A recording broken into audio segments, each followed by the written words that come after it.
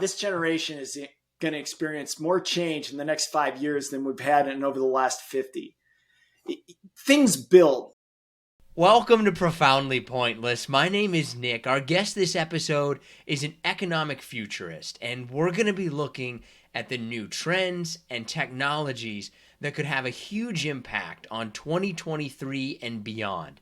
Everything from biotechnology, artificial intelligence, geopolitical changes that could impact the economy and you, inflation, recession, where to invest. We're going to talk about all of it with economic futurist Andrew Busch. Like and subscribe if you get a chance. What do you think is ahead in 2023? So my big thing is context. Too often, people want to know, well, what's coming next? And I say, whoa. That's good to know, but unless you understand the context, like where we've been, so you understand where we are, so you can see where we're going, unless you have those three together, like you don't know what you don't know. So I think what's really salient for your audience is to say, well, look, what happened to get us to where we are, right? So just really quickly, obviously COVID and the Ukraine war combined to make probably the largest disruption to our lifetimes of the economy. I mean, and just everything else. So with that in mind, the reaction of governments around the world to deal with that also was extraordinarily disruptive, not only from, our central banks creating zero interest rates, but also from the government spending just massive amounts of money like we've never seen before in such a short period of time. So that's the context for understanding what's going on. And if you think about the U.S. economy just really quickly, prior to COVID, like 70% of it was about consumer spending, right, on services. And about 30% were on goods. Well, if you couldn't spend money on services like going to a bar, restaurant, hotel, travel, all that kind of fun stuff, you kind of held on to that money. But then if you're working from home or you had to stay at home, then you start looking around and you go, I need a new computer. I need a desk. I need, I'm kind of sick of the bed I'm sleeping in. All of those goods, that spending got jacked up. And so that's why, like, if you ordered a sofa in like 2021 and it never showed up, that's why there was just like huge demand for all of these different goods, durable goods, things that are physical, along with the technology. So that created a lot of inflation. It created a lot of supply chain disruptions. All of those kind of things were occurring at the same time that a lot of money was sloshing in and creating some dislocations. And then you had a lot of people drop out. I mean, there was first of all, sadly, there was like 500,000 people died. So you lost a lot of people in the workforce from that. And the next thing is you had over 2 million more people retire. And then the next thing was you had a much smaller cohort of the 20 to 28-year-olds of people coming into the labor force. So all of those, and then we shut our borders too. So all of that wrapped into a labor shortage situation. So those are all the things that like combined into this year of 2022 that created the conditions where, the authorities, central banks around the world said, we got to deal with this like 10% inflation. And so that's when they began raising interest rates, and they continue to raise interest rates to this day and will likely continue to raise interest rates into 2023. So that's the backdrop of what we have going on as we go into 2023. So when you say what's ahead, here's what's ahead.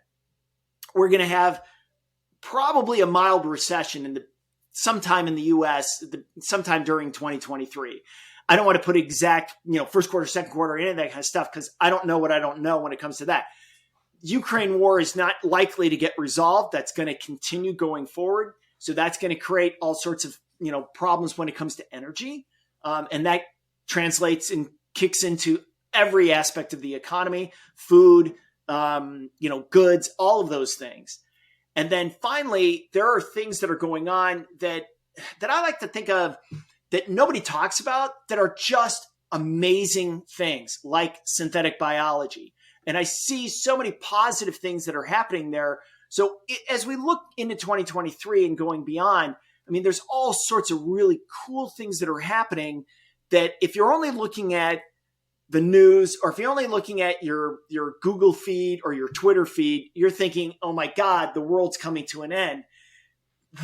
where I see things, there's just amazing developments that are happening that are going to make our world so much better. And I know it doesn't feel that way right now, especially with climate change and the storms that are happening and greenhouse gas emissions. But there are serious people at work doing fantastic things that we're going to see the fruition of that shortly over the next 2 to 3 to 5 years.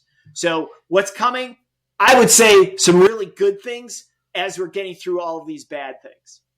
When, going through the last 2 years, we're recording this in 2022, it was always a question in my mind, like, has the shoe dropped yet?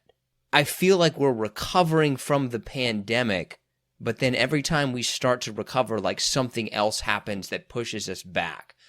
Do you feel like we're headed more towards, are we headed more towards more instability or more stability?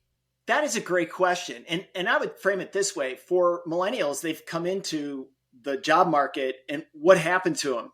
I mean, the global financial crisis. So that was bad, especially if you'd bought a house. I mean, anywhere in 2000 or even a condo or whatever. So you're feeling pretty bad about that. Then you're slowly recovering, right? And then all of a sudden, COVID hits. And then everybody's knocked backwards. And then the Ukraine war hits. So from that standpoint, I can totally understand your question about the next shoe to drop. And what I would say is like, look, yes, these are terrible things that have happened for sure. But I like to use a reference to Men in Black when it comes to this, right? And at the end of the movie, the first one, which was the best one, the Tommy Lee Jones character and the Will Smith character have this conversation, and Tommy Lee Jones says, I want to go back to where I was before. I don't want to know all about this, all these bad things that have happened. And Will Smith says, yeah, but this crisis that's going on right now, what are we going to do about it? And this is the thing that I always tell people. It's like, Tommy Lee Jones says, there's always somebody coming to invade Earth, right? To destroy it. And that's the way I look at the world. Like, there's always bad things going on. It's where the good things are going on that you don't hear a lot about, that you really have to start to think forward about those, because they're very positive. They're very directional in a good way. And I would say this, like, there are massive changes that are going on, things that are just kind of hard to get your head around. And they're occurring so rapidly that it can feel like when they cascade downward that they're just like everything's falling apart. And I understand that, but I don't see the world coming to an end. I don't see another alien force invading our Earth. I see positive things that are happening. And I don't want to belabor the point, but it's so easy to go down that path to doom scroll and feel terrible about the world. Yeah, I mean, I'm a former news reporter, and I always say, like, the world is always ending. It's always ending. You know what I mean? If it bleeds, it leads, baby. It does. It does. There seems to be like this disconnect, though, between corporations and the people that they employ. That is, are people getting burned out? Like, who do you think has the power moving forward? The employers or the employees? Well, right now we're seeing a big shift, obviously. We're seeing a big shift with labor unions. Pilots union getting a 30% increase over 2 years is a fine example of that. The railroad workers getting a 25% increase there over a short period of time. That shows you a shift from where we were as far as the way that we looked at employees and what they were being paid. Maybe it all goes back to, minimum wage at 15, trying to get that to $15. So I would say these are forces that have been at work, and really now, because of the shortage of labor, it's put, if you would, power back into the hands of employees in the sense that they're demanding things that they want, and we're not able to get those previously. Work from home is a great example of that. Higher pay is always great, but really flexibility and schedule, I think that's really important. More focus on work-life balance, more focus on mental health issues. Those things are great and will actually lead to more productivity, I believe. So from that standpoint, I think it's really, your question is great because there is this shift going on. I wouldn't say necessarily power, but a better focus back on employees to get, not only get them what they want, but actually to help them be more productive. Is that going to be the case moving forward? Because I keep hearing all of these things that basically like the labor force is dwindling. And once all the boomers retire, this idea of growth all the time, but we just don't have the population to sustain that anymore. Yeah, I mean, really, I mean, what is growth? What is GDP growth? It's productivity times the number of workers. And so if productivity is flat and your number of workers is flat, your economy is flat. So then you get into this question of, hey, can we get more workers? If we can't, then can we increase productivity? And the answer is yes. You could actually get both. Right now, there's a real problem in the United States because of the immigration issue. There's actually, it's so acute right now. I don't need to go granular on this, but we just don't have a legal immigration program right now. We need to fix that. But the productivity side of things, if we have less workers, I guarantee you the direction that companies are going in, and everyone else is going in as well, is how do we make workers more efficient? How do we get more out of them for the time that they put in? There's a lot of things that do that. Different types of software. CRM is a great example of that, but AI is another thing that is going to assist workers. And AI is not something that's down the road. It's happening right now. Stitch Fix is a great example of utilizing AI, and the way that they, can take a picture of you, but also how AI works with the designers and the people that are designing the clothes and picking out the clothes for you, that you can have disagreements between AI and the Stitch Fix people, but generally they make each other better over time. So that's where I think things will go as far as being able to increase productivity, to increase output, even with fewer workers. You obviously work in a lot of different sectors, agriculture, etc. Where do you think is going to be like, oh, this is going to be where we're going to see a lot of changes? Like if you jumped in a time machine, so to speak, and fast forwarded, this sector would look totally different than it did in years past. Yeah, I mean, I know people maybe look askance at agriculture and think, oh, why would you spend so much time there? Again, context is king here. These people are selling a commodity. So what does that mean? They have to be the most efficient producers of that commodity because everybody knows what the price is. It's not, like everybody knows what the price of corn is. It's not like you can be Microsoft selling a specific product that nobody else sells so you can, have really big margins. That's not the way it works. So these are the people that are at the forefront of using technology in any way, shape, or form that they can to be more efficient, more productive. So I do spend a lot of time there. I see amazing things happening in that space. I know there's a lot of people who are against things like GMO, but I will tell you that the synthetic biology that's going on right now is amazing in agriculture.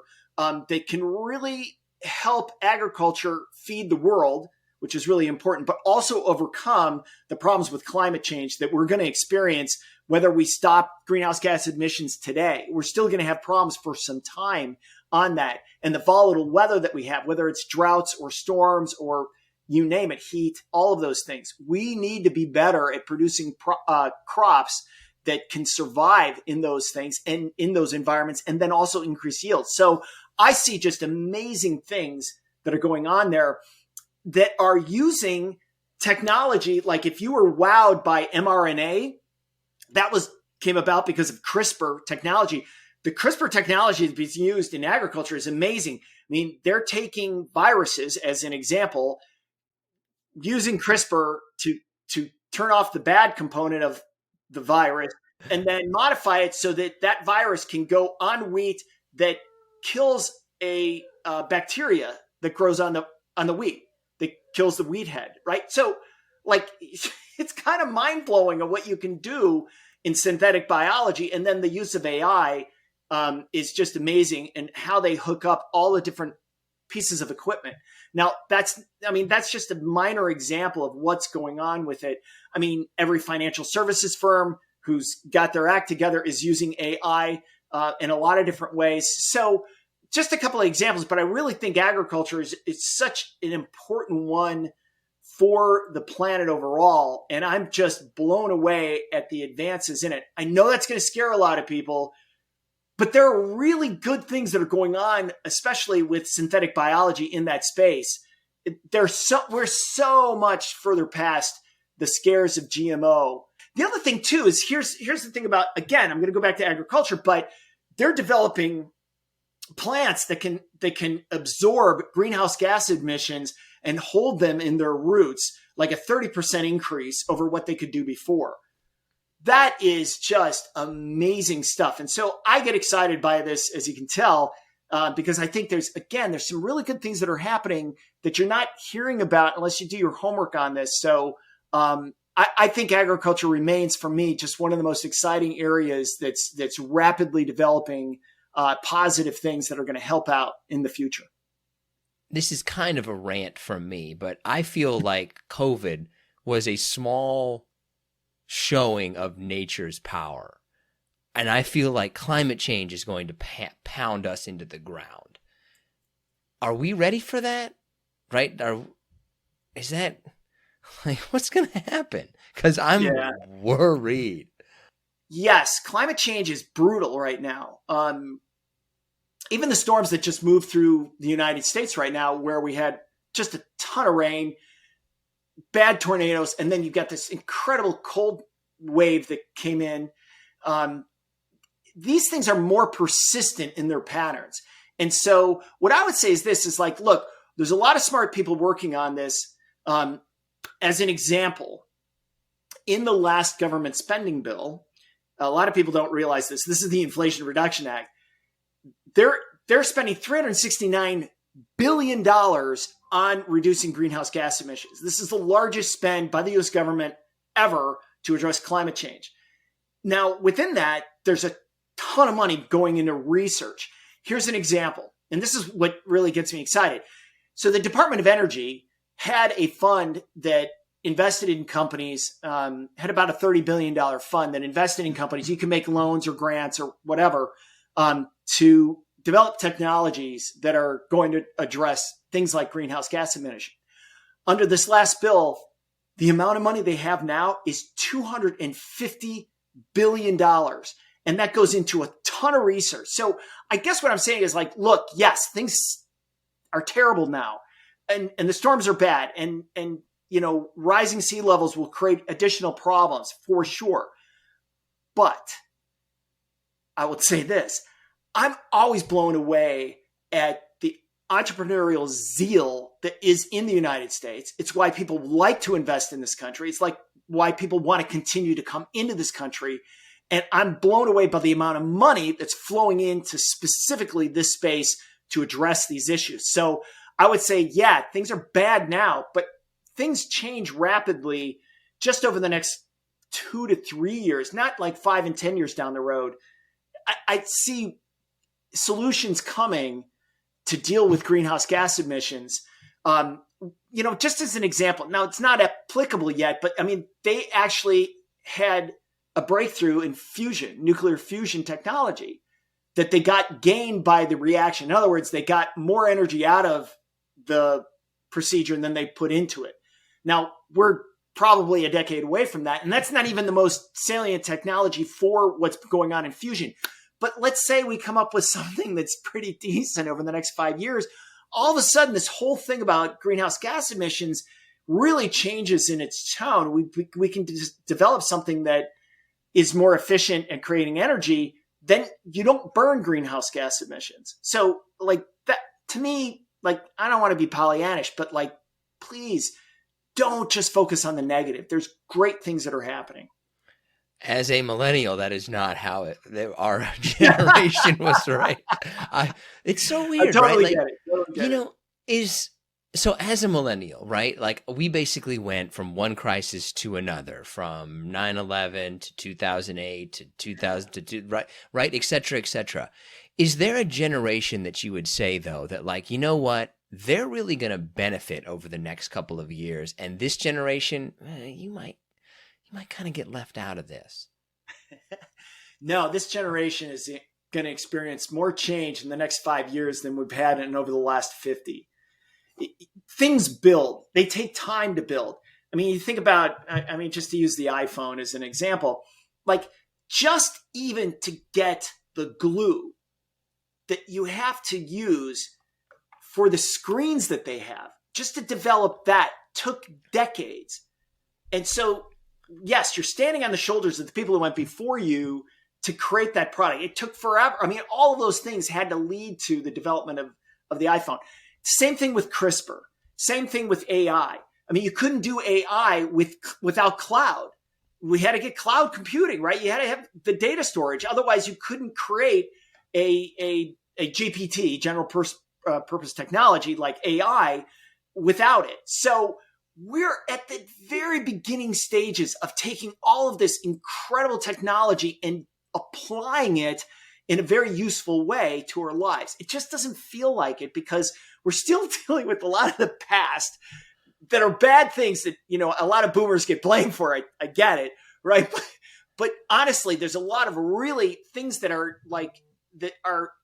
we're on the cusp of right now. So I would say I'm more excited about the next 5-10 years than about anything that's happened over the last 50 years. I mean, there's just great things coming. That's all I can say. I'm going to butcher this acronym. So correct the resume. You were the first chief market intelligence officer. So right. What was that? What do you think of the situation now? I guess is the uneducated way to ask you that question. Yeah, so I was very fortunate. I was the very first chief market intelligence officer for the U.S. government. So my job was to take all of the research, I had a team of 40 researchers looking at the economy and the markets, what was going on. We had the best data on the planet, better than anyone else. And I literally mean that, better than any hedge fund, because we could see the position changes of all the major players in the futures market of every product that's out there. So what does that mean? That means, like, if I saw a piece of news come out and I saw, let's say, ExxonMobil change their position in oil futures for whatever reason, I'd be like, that's important to them. So let me dive into whatever that piece of news was. That changed what we call the market narrative. So that just informed me to make much better decisions overall about how the world worked. So it was the coolest position. I worked for a friend of mine, not a friend of mine, but somebody I'd known who became a chairman of an agency, the CFTC, and we jointly created this position. So it was real, like, nobody does that. Nobody does that in U.S. government. So very unusual. But with that, I got exposure to Nobel Prize winners, to, people in the industry, in the financial industry, that were smarter than all get out. So I could glean from all of these people and understand the world much better. And then in turn, my job was to communicate that to Congress, to the Senate, to the House, to the White House, all of these different groups, and to be external as well. So that job was just amazing. I did that from 2017 to the end of 2019. And that really helped me understand how the world worked. We looked at a wide range of things, not only AI, but, Bitcoin and all the cryptocurrencies. And my view on them hasn't changed since they've collapsed, and the collapse of FTX and everything else that's going on in that space. So it was a fascinating experience. And here's the thing that just blew me away about this experience, and you'll laugh. There are really smart people working at the top levels of government. I know that's not wait. That runs counterintuitive to all my logic. So what I want to provide is some comfort to people. Like, when the world starts falling apart, there are brilliant people who really step in to try to help out, come up with solutions. Now, Congress is a different animal. They do crazy things all the time. They're politicians. But that's the one comforting thing that I really want to impress upon everybody. That surprised me. I did not expect that. And so that made me feel a lot better about what was going on in the world overall. Are you ready for some harder / listener submitted questions? Oh yeah, bring them on. Give you one of the easy, like maybe one of the easier ones. Where should I put my money? So yeah, I just did an interview on this. You can go to andrewbusch.com and watch it there. But there's 3 areas that I like going forward. I already mentioned synthetic biology. Like, I'm not going to tell you like exactly what to do. That's not my job. That's for you to work with a wealth manager or whoever you want to work with. Do your own homework. What's your risk tolerance? I don't know any of those things. What I do know is there's 3 areas I like a lot. 1 is synthetic biology. 2 is the development of AI. And 3 is, and this will sound terrible, but I'm a money flow guy, so I'm being honest here, is defense. If you've noticed in the recent sell-off of the stock market, defense stocks have held up extraordinarily well. Now, there's a reason for that, because the world is becoming somewhat bifurcated between autocratic regimes like Russia, like China, and democratic regimes like the United States and like EU. And that leads to conflict. And because Europe's had an existential threat to them, namely Russia being on their doorstep with Ukraine, they've woken up to the fact that that's a big risk. So they have to say, maybe we ought to step up our defense spending. And that's exactly what we've seen. Japan just made a huge change in the way that they approach defense, and they're going to spend a lot more money on it. Now, overall, how does that fit with my optimistic world? Well, when people aren't weak, it's less likely that they get attacked.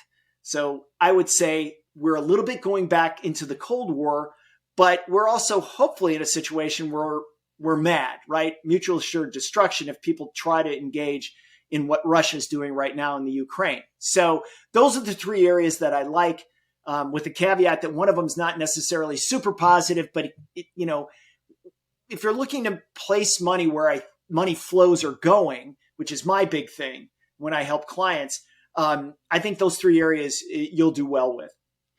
So this may be more of a societal question, right? And if it's not your area, let me know it's not your area. But it seems to be like this juxtaposition between power to the people on one side and power to the dictators on another, right? Like we seem to be going back and forth.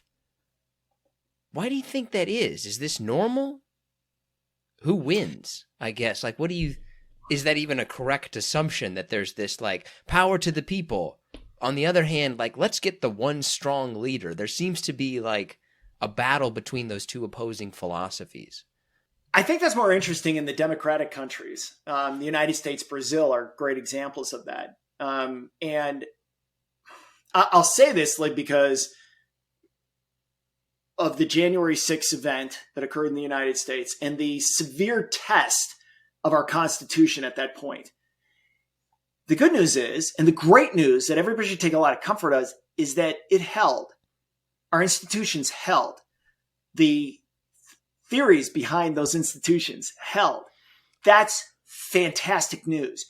You don't know if something really works until it gets tested in a really difficult manner. That's what we just experienced. So while it may feel terrible, and this would probably add to the list of things that millennials feel terrible about, right? Is that very difficult transition. But the fact is, the people did speak. They brought in a different president. And so our Constitution held. And that's what elections are all about. The same thing just happened in Brazil. And you saw the peaceful transfer of power. That's so critical for any democracy. So I would say it seems like democracies have tilted towards stronger rulers and become a little bit more Latin American in their structure, like of what people voted for.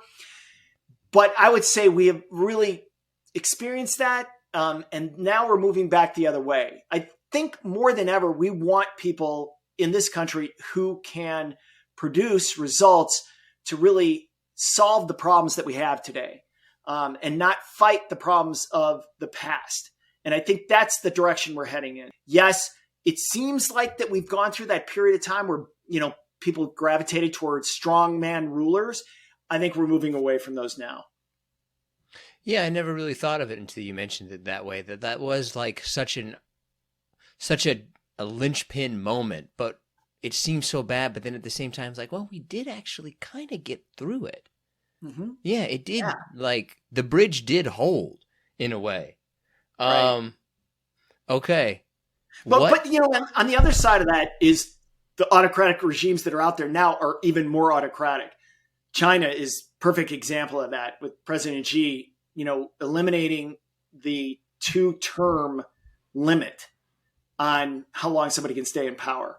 And then obviously Vladimir Putin is another example of that. So, like I said, there's this bifurcated world that we're going to experience going forward, that makes things challenging. So, sorry, I didn't mean to interrupt your question, but I just think it's important that we've moved through that process from a democratic standpoint, from a democracy standpoint, or a representative government standpoint. But other countries have actually gone further in that direction, and that is destabilizing overall. You make better decisions when you involve more people, right? That's the concept of diversity. You get different ideas that can really enhance wherever you're going on a decision. That's not happening in Russia, and that's not necessarily happening in China. Let me follow it up with this brilliant question. What movie do you think has the most accurate depiction of what the future will be like? Oh my gosh. Actually, you know what? Here's the book that you should read. It's called AI 2041. Now, this was written by 2 ex-Google executives. What's uber cool about this, and I love this book, is that it's science fiction. They're science fiction short stories.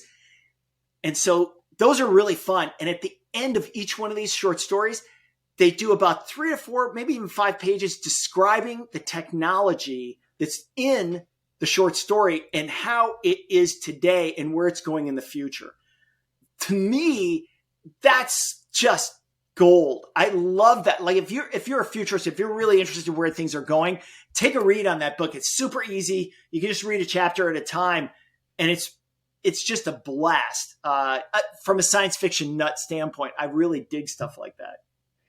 Is there a technology or a thing happening in society, though, that maybe from a perspective of like, okay, we can do this. Should we do this? Yeah. Is there something that you're like, wait a minute, maybe we shouldn't do that? Yeah, I think when you get into synthetic biology, that's where some weirdness can come in. Not to get too deep into this, but cells have a trigger called senescence, which is basically they grow old and they stop reproducing, right? I mean, to make it simple.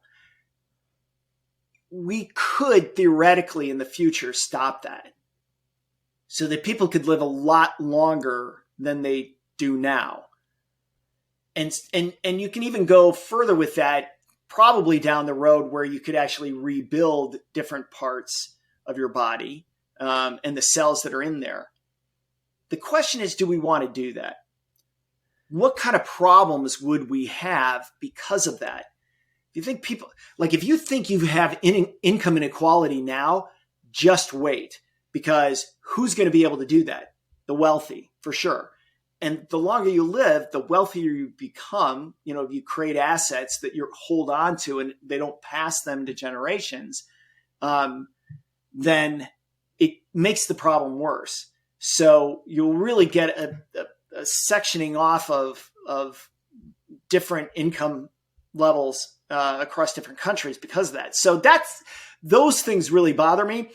Currently, I would say there's really not enough being regulated as far as live biology right now. There's crazy stuff that's going on that could get outside of a lab that worries me. There's something called gain of function when it comes to testing viruses that could have produced COVID. There's a lot of theories about that in Wuhan and China, but the study of gain of function is a disturbing one because you could take measles and you could modify it. And then if it gets out, like modify it to make it more virulent to see if it would change or adapt in a new environment to understand it better. But if that got out, you'd kill thousands of people, hundreds of thousands of people. Like, what keeps me up at night? Some of this kind of stuff, while I'm very, very positive about it, there are aspects of it that are disturbing from a societal standpoint and risks that are out there from a pandemic standpoint. What is something that you think like, oh, okay, we used to do this. This is a commonplace thing, but like, we're not going to do that anymore. What goes away, kind of like. So we were laughing about this the other day. So I went in to open up a checking account, right? Now, this is hilarious because you physically have to go in, right? And so when I was sitting there, the person asked me, they go, well, do you want checks? And I was like, well, of course I want checks. You have to get. And she said, you don't understand. Like, if I ask a millennial that, they'll go, what's the use case of a check? And so in other words, like, it depends on your framework of like, okay, like, now are we going to move to a cashless society, right? Where we don't use checks or cash at all. And so we're heading in that direction overall, but there are certain things for cash that we will continue to use. That has big implications for all sorts of financial services that are out there, has big implications for things like ATM machines, but it also has big societal implications for people who don't have checking accounts. Now, it sounds crazy, but there's a lot of people that aren't banked, that are poor, that get cards for, food credits that they can go and they use those just like a credit card, but they don't have a checking account. And so those are the people that got sent cards for the stimmy checks that came in actually as a card for them. So, thinking it's kind of an interesting topic to get into, but when people are saying, oh, we're going to get rid of, checks and also cash, that's something that you have to think long and hard about. There's a lot more to that than what you realize and the people that are going to be impacted by that. So just something to think about as we go forward. I do think it'll become less and less, but we have to be careful because you can end up hurting people that you don't want to hurt. This is the last question that we got. Okay. What is well, it's two questions actually. So like, this is a completely safe space. There's no judgment of any of the theories. What is your absolute boldest prediction for the future? Like, if you're at your futurist buddies, you couldn't even say it to them. They would be like, what? That's ridiculous. What would you say is your boldest prediction for the future, your safest prediction for the future? Well, those are two different things usually. I do try to let the data tell me where things are going. I would say because of the movement into electric vehicles and the demand that's going to generate for the grid, we have to generate a massive amount of power. And so I'm not in the camp that we're going to need fossil fuels forever. I'm in the camp that we need power for everything we need so much power. It's hard to comprehend right now. So my boldest prediction is that we're going to run into some severe problems if we get as many people as we think we do. If we get up to 50% EVs, we got a massive problem in a short period of time because we can't generate the amount of power for the grid. So I would say my boldest prediction is we got a big power problem that we got to solve fast. And that leads me to believe, and of course, that we will solve it. So I'm like, that's my big thing. It's like, I think we're going to transition faster off of greenhouse gas, fossil fuels, I should say, and reduce down the amount of greenhouse gas emissions. I think it's going to happen faster because we have to do it. We don't have enough energy right now. And so there's positive things that are moving forward as far as that goes. But that, to me, is going to happen in a shorter period of time that will move more rapidly because we need to, because we have to. We don't have a choice about it. And then positive things will come out of reduction of the volatility, eventually from climate change because of that. So that's my boldest prediction. It sounds kind of like, whatever. Everybody talks about alternative fuels and stuff like that. But to me, it's like, yes, there's a reason why we're talking about it, because like, this is really cool. There's so many things that are happening. There's so many people that want to buy electric vehicles. All you have to do is look at the top 10 automakers out there and see where they're shifting their production to. And places like California saying, by 2035, there's no ICE engines, or I think it's 2030, there's no internal combustion engines that can be sold in this state, new cars. So there's an acceleration coming on that front that's going to be challenging. But again, that's why I say this transition is going to happen a lot faster than most people realize. Yeah, that's definitely one of those things where like, all right, let's do this. Oh, shit. Yeah, right. Right. Oh, yeah. Exactly. It's always the thing you don't see come right? It's like always like, oh, yeah. We didn't do that. And I think forgot about that part. For me, that's the fun part, is getting people to think like that and go, hey, these rare earths that we have right now in the batteries, we need lithium, we need cobalt. That's not going to get us there. We need a different type of battery. We need a different type of storage system for electricity. We'll get there. I don't know what it will be. Could we use hydrogen? Yeah, sure. I mean, that's another power source for sure. But can we get a lot more efficient at those kind of things? So it's like seeing where we're going and then backing it up going, what do we need to get there? Like, what has to change to really get these changes going forward? Like to really enact that trend and get that outcome that we want. Oh, batteries are one part of it. Cars are another part of it. What else can we do? Where else can we solve this problem? So that's really the fun part when you're looking at these bigger trends. We are resilient. I would say that about humanity. Like, we take bad steps, right? Oh yeah. We tend to kind of move in generally the right direction. We're resilient, I think, is the best way of putting it. Human beings throughout history have been that way. It's how we've survived. It's truly a miracle that we're still alive, kicking it to this day, that we weren't wiped out by something. But our immune systems are amazing. Adaptation. Our big brains are very helpful. Opposable thumbs are really helpful. Those are all adaptations over time. But yeah, I think that's the thing. And that's what I would hope for millennials, is they look out into the world and see things that are bad. You kind of have to step back and go, yeah, but what was it like, 50 years ago without a polio vaccine, or 70 years ago without a polio vaccine? Yeah. That was life-changing for so many people. So that's the thing, context is king. Where have you been to understand where you are, to see where you're going? And I think that's really helpful. I know there's a lot of bad things, but I think, and they've happened with some frequency. But yeah, I like your line, we're resilient. I like that. That's great. How do you feel about your 2022? Do you feel like you survived, achieved, or wasted it?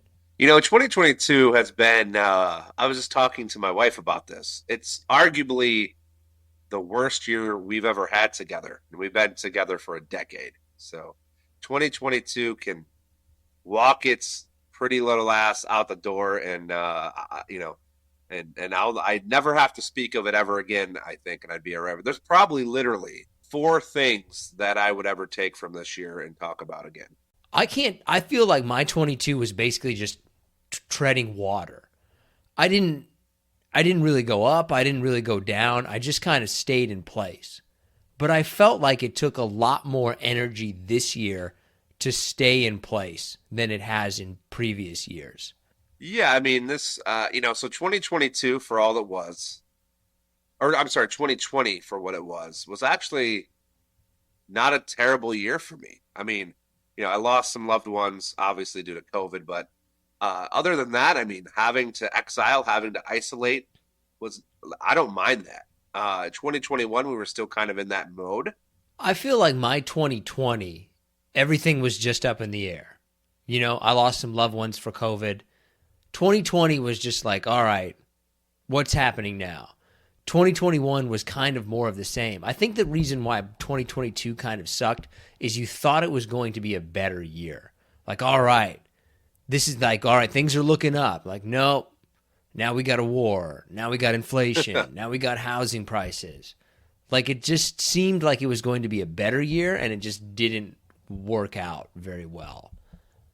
You know, this might be just me, and I know we have a lot of international listeners, but living in America and having to go through a midterm election cycle again was just, whether or not you're involved in politics or you vote, I don't really care, as our sign falls off again. Our sign is hanging on. It's barely there. It was just tiring. Just that in itself, the election process again in this country was just tiresome to me. We don't talk about politics on this show, but I think that whatever side of it that you're on, all of us can agree that it was just kind of like, man, what the fuck's going to happen now? Right? Like, and nobody really knew which way it was going to go and what was going to happen depending on which way it was going to go. The other thing that I wanted to ask you is, you're very dressed up for a day off. We're recording this on the 26th. Are you the kind of person, do you dress up for Thanksgiving and Christmas dinner? I mean, if I was going somewhere, sure. Honest to goodness, I can give the backstory if you want in 30 seconds. So we took my kids sledding for the first time today, and there's a few stories that came out of it. One of which was the fact for my youngest, she's 2 years old. I mean, it was a pretty good size hill for first timers, and my wife just biffed it, and she was with my youngest. And my youngest just ate snow for probably 20 feet. So that might have ruined sledding for her. I'm not sure. But anyways, getting back to the reason why I'm dressed like this is I don't layer up when it's cold out. It was like -1 with the wind chill today. And I was fine in sweatpants, this awesome sweater, socks, boots, and just a hat and glove. Like, I was fine. I was not too cold, and it was good. What kind of person wears sweatpants sledding? That's probably the worst choice of clothing that you can make to go play in the snow or to be in a wet environment is sweatpants. That's just a rookie mistake. Here's the thing. I don't disagree with you that it's a rookie mistake, but also I didn't go out in the snow enough to convince myself to buy snow pants. But maybe I will. I don't know. You don't seem like a skier to me. No, I'm not any kind of. I mean, sledding is fine because I'm a low center of gravity, and that's fine for sledding. Skiing, snowboarding, any other kind of winter activity. I mean, I'd rather be inside drinking dark beer around a fire than be outside freezing my ass off. I would make a strong argument that sledding might be the funnest activity you can do. It might be the funnest thing that you can possibly do. I really think that because even skiing or other things like that involve a certain amount of skill and danger. Sledding is just fun. I'm going to say that. I think sledding is the funnest thing in the world. Well, I mean, and at the end of the day with sledding, if you fall off, you can just literally roll down the rest of the hill. It's not like skiing where you're going to lose balance at 50 miles an hour. I mean, sledding, you're going what? 5-10 miles an hour tops. I bet you're actually hauling ass. I've gone on some hills where I've been like, man, I'm going way too fast for this. I bet you get up to like 30 or 40 miles an hour. I think you're probably going faster. I mean, then again, I live in the mountains, so I'm not sledding down like the hill of the retention pond in Detroit. Yeah, well, that's why I said, do not go into the water. Just straight sewage. Yeah, sledding is the funnest thing in the world. Okay, that's what I got. So we are recording this on the 26th. What you get any good gifts? You give any good gifts? I saw a picture that your wife had posted on social media. It looks like you guys bought your boys some swords maybe and some armor. Yeah, so we're in a Zelda phase, and I bought them the Master Sword and the Hylian Shield, and that has basically been nonstop. They literally sleep with the sword and the shield. Literally sleeping with it. No major injuries, but several minor injuries. We carried them to the grocery store. That gets a lot of weird looks. But overall, man, like this reinforces my opinion that for Christmas, you've got to have a toy. There's got to be something that you can just play with. You got to get sure. And I haven't gotten a gift that I could just play with for years. Yeah, I don't remember the last time I got a gift where I was like, man, this is a sweet gift. Yeah, I can't think of it. Okay, let's go to shout-outs. Let's move on. That sounded a little bad. Yeah. Like I wasn't. You're ungrateful. Like I'm not thankful. You're not. I'm thankful for you. I'm thankful for you. That fucking sweater you got. I know. I didn't really do my hair. I didn't. I mean, I like the sweater though. Sweater's actually nice, so I'll keep it. All right. Let's do some shout outs now. Neil Masters, appreciate you. Gallo Silva, Cooper Becker, Taylor Waters, Eric Nahila, Manuel, Leslie Doss, Amy Hiho. Hiho can't be a real last name. Avery Stenson, and Kevin Willis. Not related to Bruce Willis, who might be an rated actor. I'm not sure. But I think he is. Regardless, I think he is. I've heard that he's a huge asshole from the internet. Yeah, I mean that would.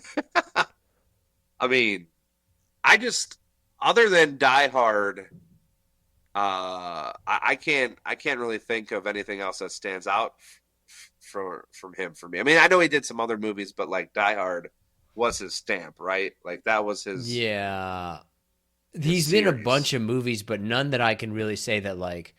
He was in Pulp Fiction, but I wouldn't say that he was like one of the main people in Pulp Fiction. Like he was just in it. It's basically really Die Hard that is his main role. Are you related to anybody famous? No, but sometimes people ask me if I'm related to Dr. Scholl's, the foot pad guy. And then I'm like, two things there. One, he spells his name completely different.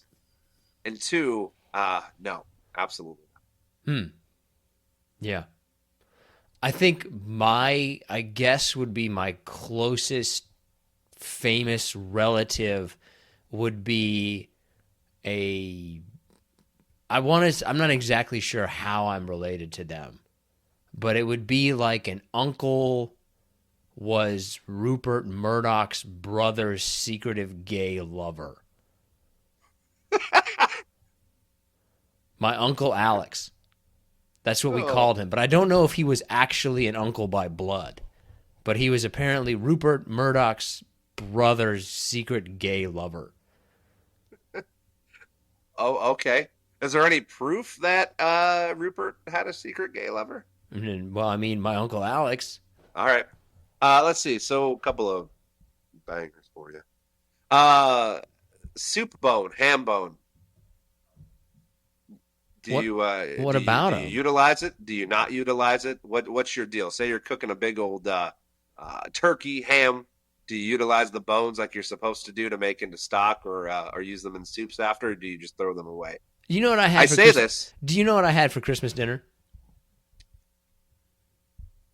Can only imagine. I'm going to say burritos. Peanut butter and jelly sandwich is what I made for my Christmas dinner. So what do you think that my answer is regarding soup bones and ham bones? I should have known. I should have known your culinary vision was not going to be expansive. Right, but I make a wicked peanut butter and jelly sandwich because the trick is to put the peanut butter and the jelly in a bowl and then mix them together. If you have never done that, mix the peanut butter and jelly together in a bowl and then put it on a peanut butter and jelly sandwich, and it will change your opinion of peanut butter and jelly. It's so much better. I should have known better. You should have. Rookie mistake. That's my bad. Yeah, I smoked a brisket for 15 hours, and it was amazing. Did you put ketchup on it when you were done? No. All right. What would you rather be? Famous as a musician, like a famous singer, famous athlete, or a famous actor? I think famous musicians tend to kind of keep their fame, or at least like the joy in their life, a lot longer than those other things. Because in athletes, they always talk about how, like, I'll never have this glory again, right? Like, once your body starts to decline, you're never going to experience that level of whatever you want to call it again. And I think that with actors, that fades away as well, like if they start to go downhill. But a musician, you're always, right? Like the Rolling Stones are still touring. You know? Man. It's not like Peyton Manning's still out there throwing passes. I had this debate, and that's kind of why I thought of the question. Certain bands, it actually costs more money to see them as they get older and worse physically than when it did when they were younger. Most bands, it is the case if they're that famous. I don't understand why somebody would want to go see the Rolling Stones now. Like, who has been the person that's been like, I've been waiting to see the Rolling Stones or any of those kind of bands for like 50 years, and finally I got to go. I mean, nostalgia, right? It's all nostalgia. I mean, I saw AC/DC probably, I don't know, 6 or 7 years ago, and they were shitty then. I can't even imagine how bad they are now. When I say shitty, once again, they're fantastic and they're great musicians, but you know, rocking out on a drum kit at 70 years old is not the same as when you were 35. No. I think that you have to see a band within 5 years of their prime. Maybe 10 if it's a big name. Even ones that are still probably like doing well, like let's say Madonna, you're still like, I mean, she is 60. She's probably fantastic for a 60, but is she anywhere near what she was when she was like 30? Like, is she still? I mean, listen, I give you props for bringing her up, but I don't think she's is she even relevant anymore? Not really. I don't like, that's what always fascinates me about those kind of things. It's like, why are you still doing this? I clearly think it's just like a narcissistic attitude it's for them. That you develop. Yeah. They can't live without the attention. Yeah, it's sitting at your home at 55 and no one's calling you. You know, your Twitter's not blowing up like it was, which Twitter is indeed blowing up. Twitter is indeed blowing up. Literally. But yeah, so I think I'd be an athlete, man. Give me the glory, the quick glory that may last forever other than an actor or a musician. Yeah. If you're like a peak athlete and you really accomplish something, that really, even though it's a shorter career, lives on more, I think, than acting or musicians. They can kind of ruin their reputation as they move along. But an athlete really doesn't. No, and listen, you could be a gigantic pile of crap as an athlete. And as long as you did one thing fantastic, for some reason it gets forgotten. So, quick Twitter question for you. As we said, it was blowing up. It's pretty simple. How many days is acceptable to you before you take down your Christmas tree after Christmas? 1 to 2. Well, these are the options: 1 to 2, 3 to 4, up to a week after, or sometime in January. And don't give me that February bullshit, because that is, I mean, your house should burn down if that's the case. No, Christmas tree, I'm going to give you a week. Mainly because, like, you've got that week between Christmas and New Year's where that's probably the best time. You've got some extra time to go ahead and take that down. But I think that you can leave. I don't think I wouldn't personally do it. I could leave Christmas lights up to the middle of January. But if you push into February with Christmas lights, that's too much. I think they need to come down to the Christmas lights need to come down by the next major holiday in January, which I believe is January 15th in that area. No, I just meant the tree. The lights should be down before New Year's, in my opinion. You think the lights should come down before the tree should come down? Yeah, I think the tree should be down within 4 to 5 days after. I'll give you a week, 2 weeks tops for Christmas lights. Like right now, the only reason why mine are still up and my inflatables are still up is because we're in the middle of a deep freeze. But the day that it gets around freezing, I'm going to be out there taking everything down. My opinion may be a little bit skewed because when I was growing up, we kind of had like 2 Christmases. Not that we had 2 full Christmases, but basically we had our normal Christmas and then Grandma and Grandpa would come in for New Year's and we would open Grandma and Grandpa's presents on New Year's. So we would leave everything up until New Year's Day and then start taking things down. Meemaw and Peepaw come over for Christmas, huh? Derby, Kansas. Yeah, they did. And now they're dead. I'll make fun of my dead grandma and grandpa some more? I didn't. I just was celebrating with you that you had 2 Christmases as a kid. All right, man. Like, look, this is your moment. This is the moment that you have been waiting for all year. Because the outlaw candle connoisseur is going to name his candle of the year. The 2022 outlaw candle connoisseur candle of the year. What's it going to be? I don't know if this is going to be a popular choice, but it's a candle. I'm going to tease it first. It is a candle that is festive. You can utilize it during pretty much any of the major holidays. It's on sale, or you can buy it year-round, which is a big plus to me, because exclusive candles are fine for exclusivity reasons, but you want a candle that you can just go pick up whenever, right? I agree. So this is making sense to me, especially the on sale part. Appreciate that. And this is made by a major retailer, which also helps because you know that you can go to almost any mall or any standalone store and they're going to have it. So the 2022 Candle of the Year, and then hopefully you add in like the outlaw theme, with the whoosh, is by Bath and Body Works, and it's called 'Tis the Season.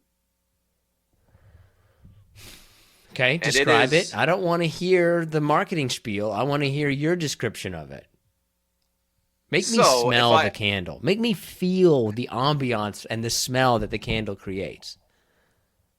I can tell you that I've had this candle now. I got it in the last winter. I think I first started burning it in January, February. Did it again on some chilly summer nights, I remember, because I'm like, this will be a great scent. I'll get to it in a second. I'm just kind of going through here. I got you. And then obviously, as soon as it hit about Halloween this year, I mean, I have 9 of these candles. Like, that's how good they are. I think I bought 12 of them this year.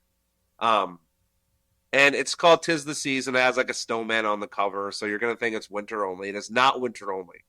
So what you get when you first, and you can get it in 2-wick or 3-wick. Man, I sound like I know what I'm talking about. If you didn't have such an absolute knowledge of this, I would laugh you out of the room. And you know what? You're not the only person, whether I know you or not, to tell me this about my candle. Some people think I'm bullshitting. And then we have How can you buy? Did you buy all 9? You had 12 of them. Did you buy all 12 of them at the same time? No, I think like last winter, there was a deal like buy 3 get 1 free. So you buy 2 of those and 2 of something else. And then in the summer they had more deals, coming up. So then you buy 2 more. And then the fall, it's like, oh well, I better get 3 or 4 of them and some wall plugins, which I have the wall plugins too, which are fantastic. Anyways, getting back to what the candle is. What is your house gonna fucking smell like for the next people who live there?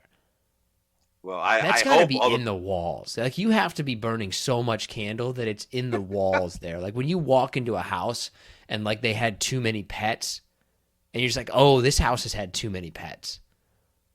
I have to tell you, and I'm proud of this, that we asked my oldest daughter, she's 4 years old, what she wanted for Christmas. And she said she wanted, a toy. And then her second thing she said she wanted was a candle. So she got 4 candles. God. So, wow. Anyways. What a disappointing Christmas for that kid. What'd you get? I got 4 candles. Okay. She got the best damn candles. Well, whatever. Shop local, shop small. Regarding 'Tis the Season, which is the, let me go back. It is the 2022 Candle of the Year. Insert the Western theme and the whoosh. So when you first light it, so I've had it 2 variations. First is it's going to be very fruity, very scenty, like you're going to get hints of apple, strawberries, pomegranates. Then it's going to hit you with the spices like nutmeg, cinnamon, and then it's going to finish up with a good woodsy smell. Right? So it's going to take you through all those different things. That's the first one. The second one I've had is where it starts off woodsy, then kind of goes into fruit, like an apple pie smell. Like an apple pie cream smell, I should say. Just smooth and milky and amazing. And then it finishes back up with the woodsy. So, but you can't go wrong. And though that's probably going to be, they don't go on sale too often in terms of the price. So that's why you have to find a deal where it's like buy one, get one half off or something. But they're worth it. 'Tis the season is the candle of 2022. That's the main problem with Bed Bath & Beyond and Bath & Body Works, is that the two companies sound way too much alike. That's probably their biggest flaw, in my opinion. Are you ready? Are you ready for our top 5? I don't know if you can hear my voice. I could talk candles for the next hour. It was going to get ridiculous, and I felt like we got to move this one on. Okay, so our top 5. Buy the 3-wick. Sorry, go ahead. Always get the 3-wick. More wicks, more chicks. More wicks, more chicks. Or you can reverse that if that's what you're into. More wicks, more dicks. Whichever one that is that you want. Either way works. Okay, so our top 5 is top 5 things we don't want to continue into 2023.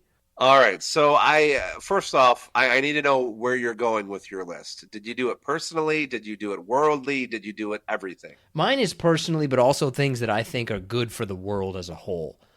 And we're not getting into like serious stuff necessarily, right? We don't talk about politics and religion and controversial issues necessarily. But these are the top 5 things that I would say that I think for the good of humanity need to stop with the end of 2022 and not move into 2023.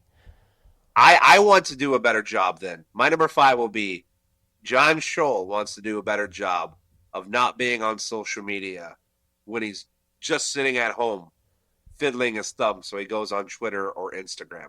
I need to do a better job of not being on social media when I could be doing other things, productive things with my day. I actually read something that I thought was fascinating, and if you go back, our interview with the boredom researcher kind of touched on this a little bit, where he talks about that because of social media and just because of basically like how easy it is to get access to entertainment, we aren't as creative as we have been in the past because you don't get so bored that you kind of have breakthroughs. Like it's now too easy to entertain yourself, and that you need to be like bored and have moments of brain downtime to really kind of revitalize yourself. And that just doesn't happen. My number 5 is dance videos. I'm sick of dance videos, right? I'm okay with somebody who's really talented doing a new dance, but trending dance videos where the people just repeat the same thing over and over and again, I think for the sake of humanity, that needs to stop. I'm sick of it. I don't want to see any more dance videos. It's kind of along the lines of my number 4. And this isn't going to make sense when I say it, so I'll try to explain it the best I can. I want celebrities to be celebrities again. I don't want these social media stars that release one video of them going to a McDonald's as a 14-year-old, and they make millions. And I'm not hating on them. Good for them. I wish I would have done that. But I'm talking about like I want celebrities to be like, I can't believe I'm going to use this person as an example, but like Tom Cruise is a celebrity. Mark Wahlberg, Gwyneth Paltrow, like celebrities, not the Paul brothers or somebody like that. I want celebrities to stop being asked questions about things that they don't want. I want us to. This is not on my top 5, but I'm going to throw this in there. I want us to stop asking celebrities questions. And the idea that they know anything about what they're talking about, right? Like Tom Cruise says this about coronavirus. Who gives a fuck? Like he doesn't know anything about it. We need to stop asking celebrities questions and to treating them as if their opinion somehow matters more than anybody else's. I think you're absolutely right. It pains me to think of this moment, but I'm not sure I was more angered with a celebrity talking about the pandemic than when Justin Timberlake came out when they were isolating at home or whatever in Nashville and said, man, this 24-hour parenting thing is hard. Yeah, they're incredibly out of touch people. Sorry. They're incredibly out of touch people and should not. You really, right, like if you're a celebrity, you can be asked about the thing in the area that you are a celebrity in, right? Like I'm interested in a celebrity musician's opinion about another musician or what they think about another song. I don't care what they think about climate change. Right? Like their opinions should not supersede the opinions of people who actually know what they're talking about. And I feel like we're going down this road that, look, all that matters is if you're famous. Yeah, it doesn't even. Yeah. I mean, you said it right. Doesn't even matter, except that you're famous. Right. I mean, you could ask LeBron James what he thinks of the home design of the year 2022, and that will get more clicks and more views. And oh boy, our sign just fell off. Than an actual architect that has all the knowledge and know-how. And I completely agree with you. Was that your number 4? That was, yes. My number 4 is the return of the 80s. All the style, the music, all these things, like the new trend, are all stuff that we have seen before. And I don't want to see the 80s continue to come back, and I don't want to see the 90s start to come back. Like, I want to see something new. Bring us something new. Well, it's one of these things, though. Everything circles back, right? I mean, this generation, for whatever we've done, for whoever, will circle back in 30 years. I don't know what the hell they're going to get in 30 years. Some sweet hoodies. But hey, there's nothing wrong with this. I mean, I'm okay with it. I like it, actually. I like the nostalgia. I like the music. I mean, there's been a lot of like biographies that have come out. I think there's a couple that are still coming out about 80s musicians. I'm okay with it. I mean, listen, I can't fit into hip huggers, and I can't grow long hair, so I'll never have the fashion style of the 80s, but I appreciate a lot of other things that came of it. This is solid. No, that's a good answer. Okay, what's your number 3 then? My number 3 is I want garbage TV to stop. And it's a two-pronged answer, and one is there's way too many shows now, and there's way too many shows that just rush out seasons on all these different platforms because they make money, right? I get it, and they make money, but as a consumer, like, I can't watch, I just watched season 4 of The Crown. Now season 5's already out. Oh wait, Outlander just finished. Now there's a new season of that. Game of Thrones is back out. Like, it's just an overstimulus. And maybe I speak for me, but it's like FOMO almost. It's like, well, I missed The Crown. I guess I'll circle back in a year or so again. By that time, you're already 2 seasons out of the mix. Man, I almost feel like we need more quality television programs. I don't get into that many things. I get 1 to 2 episodes into a lot of seasons or shows and then bail out on them. Like, I never finished Breaking Bad. I watched 5.5 seasons of Breaking Bad and then never watched the end of it. Isn't there only like a season and a half left? Yeah, I think there's like, let's call it 6 episodes. I just couldn't finish. It was too stressful for me. Oh, well, that's probably because you're a sissy. It's fine. I'm just, it's like the shows on Disney Plus, the Star Wars shows. There couldn't just be one, right? That Baby Yoda show. Now there's Andor, there's spin-offs of other series. It's like, I guess I just would love one show like that to keep track of. Like, the fact that there's 8 is just overwhelming to me. My number 3 is hearing about Twitter.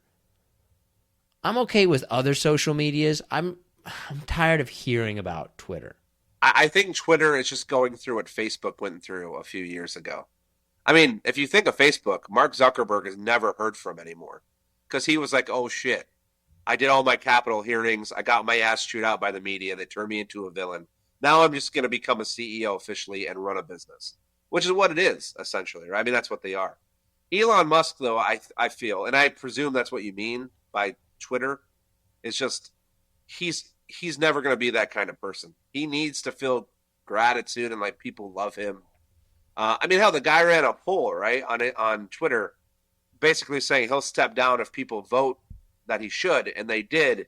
And guess what? He's still the CEO of Twitter or whatever. So I find it interesting that the CEOs of most of the social media platforms are incredibly socially awkward people. They design something for people but don't understand people. What's your number 2? So this is kind of personal, but I don't want to hate my own sports teams in 2023. I want to have Live in a Detroit. fucking It's not gonna ever Detroit change. sports teams. I want to have one goddamn team. Which, and listen, no one on that listen to this probably cares about my love for Detroit sports. I get it, but I can tell you, if you live in a city, whether it's internationally or in America, to where you literally have been the laughing stock of professional sports for at least a decade in most of them, it just gets tiresome. The Detroit Lions had a chance to make the playoffs this year, and what do? They go down to Carolina this past Sunday on Christmas Eve and get their asses whipped. And everyone in Detroit's just like, well, we knew that was going to happen because it's the Lions. Like, no, that should not be the way it is. Buffalo gets 8 feet of snow a goddamn weekend, and they win 14 games a year. Like that. Anyways, I'm going to rant. I'm sorry. I just want to not hate Detroit sports in 2020. I don't think that that's ever going to happen. I think that there are some places in this country that are just always going to suck. Right? They are just hard luck places, and they will get close to the promised land once every couple of decades, but ultimately will always suck, right? Detroit, Cleveland, Cincinnati, Dallas. Okay, I was like, all you're doing is naming off Midwest teams, but Dallas. There's just some places like the New York Jets. The secondary teams in New York are always going to suck. This is another thing that I was hesitant to put this on my list. It is a personal thing. I'm tired of hearing about cancel culture. I'm sick of hearing about it, right? Like if you said something stupid, then you can't complain about it. You should be held accountable for it. And people should also understand that, you know what? Maybe people can have a voice. So I just think there's a perfect balance there that we can all move on and stop hearing about it. Refraining from this, because I would go on a rant, I will just say you said that well, and I completely agree with you about cancel culture moving into 2023. What's your number one? So my number one, it's kind of a bullshit number one, but I just don't want to ever think about 2022 again. Once the clock strikes midnight on January 1st, I would be completely fine, other than, like I said, 4 things in 2022. I don't even care if it's erased from my memory. I can just literally have it go from 2021 to 2023. And listen, I'm not saying that I had a rough 2022, because some people, they have it way worse, and I get that. But they're not on those podcasts. So in saying that, I would be very happy just to forget about the entire year and just wake up, pretend it's 2021. And we're having this conversation. I would be fine just waking up, skipping a year. I don't even care if I look like Brendan Fraser from The Whale, okay, in 2023. I just, F this year, let's move on. So I know it's kind of a BS number one, but that's my number one. My number one is subscription services. I don't like this trend of all these companies starting to try to charge you for things that you're already paying for. This thing with cars is pissing me off. Where like you paid for a feature and now they're trying to charge you to essentially keep using it, right? Like, hey, you got automatic door locks. Okay, cool. Oh, but by the way, your subscription's up and now you got to start paying for your automatic door locks. I don't like this trend where companies are trying to charge you for things that you've already paid for. So it's funny you say that. So I'm an honorable mention. I have 2 things, and that's one of them. Subscriptions, not necessarily for what you said, but just for I mean, I probably have 7 subscriptions to different media things. And by media, I mean like I have F1 TV, I have Hulu, I have Apple TV.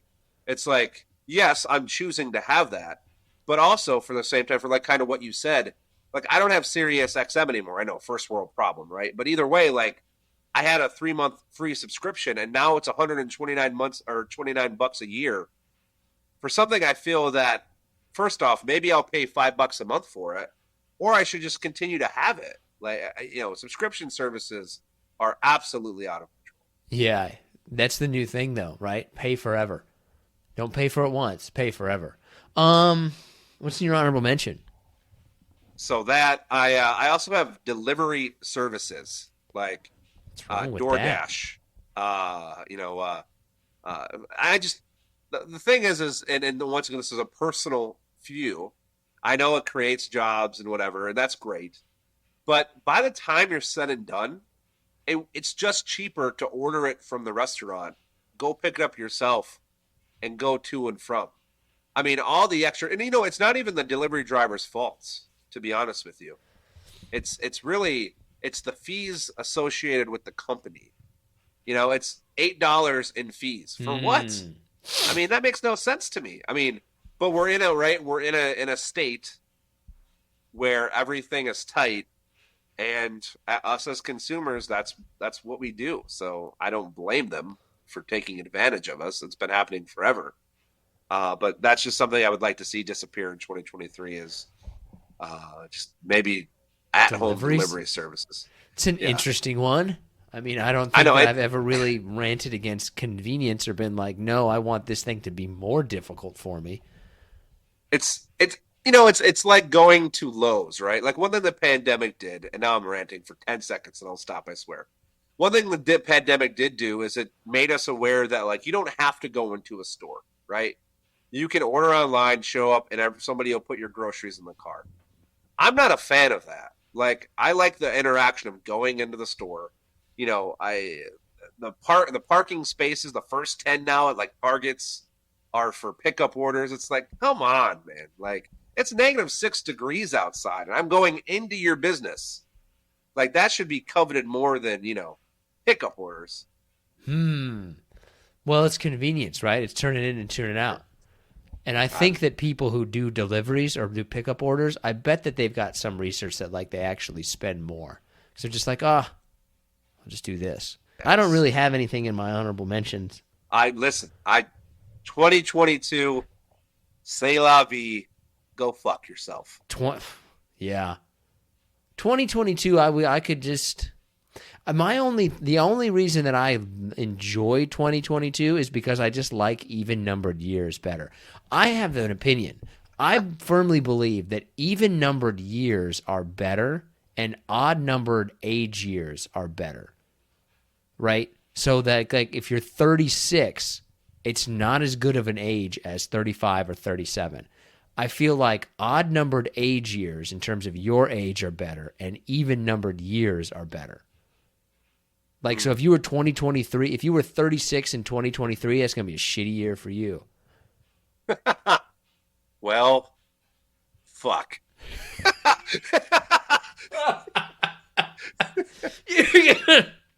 Good luck.